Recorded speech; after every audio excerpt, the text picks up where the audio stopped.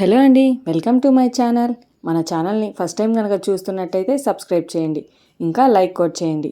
Like చేయడం వల్ల మన వీడియో అనేది ఇంకా కొంచెం మందికి యూజ్ అవుతుంది. నవరాత్రులు వస్తున్నాయి కదా, నవరాత్రుల్లో అమ్మవారికి గాజులతో అలంకరణ అయితే చేస్తారు.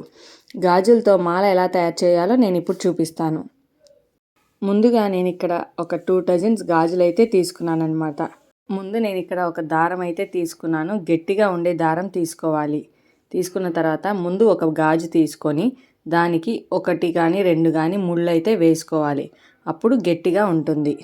తర్వాత రెండో గాజు తీసుకొని ముందు దారం మధ్యలోంచి రానిచ్చిన తర్వాత ఒక చుట్టు చుట్టి మళ్ళీ మధ్యలోంచి రానివ్వాలి.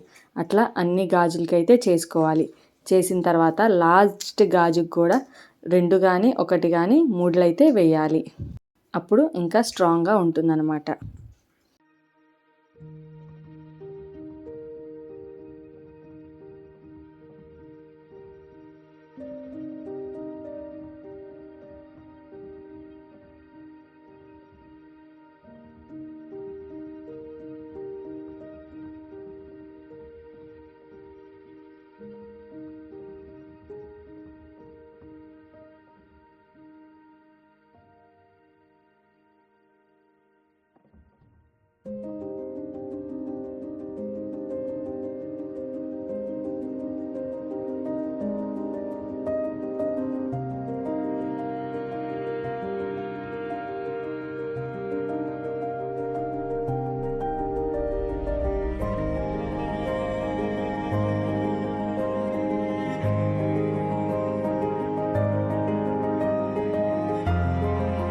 చూశారు కదా, ఎంత ఈజీగా మనం గాజులతో దండ అయితే తయారు చేసేసాం.